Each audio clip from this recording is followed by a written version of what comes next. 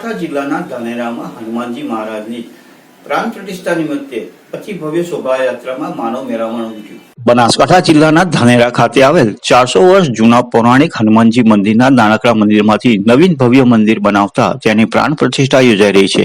ત્યારે પ્રાણ પ્રતિષ્ઠાના બીજા દિવસે ધાનેરાના અંબાજી મંદિરની ભવ્ય શોભાયાત્રા નીકળી, જે શોભાયાત્રા ધાનેરાના વિવિધ માર્ગો પરથી પસાર થઈ રહી હતી અને ધાનેરાના નગરજનો દ્વારા શોભાયાત્રાનું વિવિધ માર્ગો પર ભવ્ય સ્વાગત કરવામાં આવ્યું હતું, જેમાં 100 જેટલા વિવિધ વાહનો કે જે ટ્રેક્ટર, રથો અને વાહનો જોડાયા હતા. તેની સાથે સાથે ફાયર ફાઈટર, એમ્બ્યુલન્સ, ટોચિંગ ગાડીઓ પણ જોડાઈ હતી અને લોકોના મનોરંજન માટે વિવિધ મંડળીઓએ પોતાના કરતૂબો બતાવીને લોકોને મોહિત કર્યા હતા.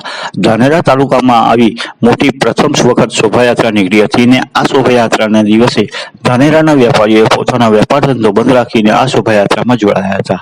આ શોભાયાત્રામાં બહુ જ મોટા પ્રમાણમાં માનવ મેળાવણ ઉમટ્યું હતું અને ધાનેરાના નગરજનો જય શ્રી રામના નારાથી ગુંજી ઉઠ્યું હતું.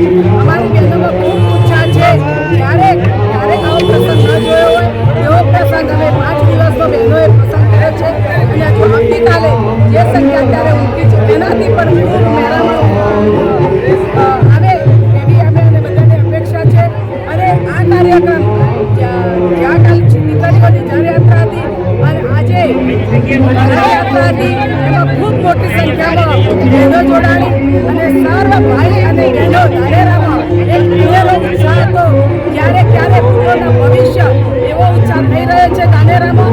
અને જ્યારે હનુમાન દાદાની પ્રાણ પ્રતિષ્ઠા ચાલે છે ત્યારે આનાથી પણ ખૂબ ઉત્સાહ જોવા મળશે અને પ્રાણ પ્રતિષ્ઠામાં બધાએ ભાગ લીધો.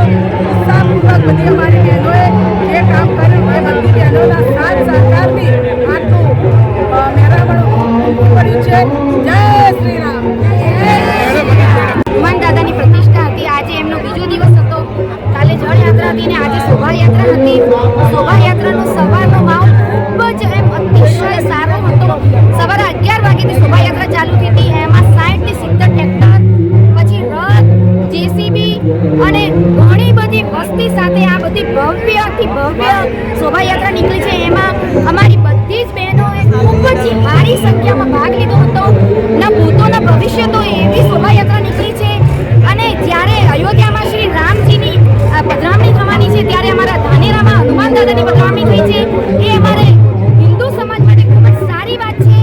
ખૂબ જ સારો માહોલ છે ધાનેરામાં. એક ઘરે પ્રસંગ હોય દીકરા દીકરીનો અને કેવો માહોલ હોય એવો જ માહોલ અમારા ધાનેરામાં થયો છે.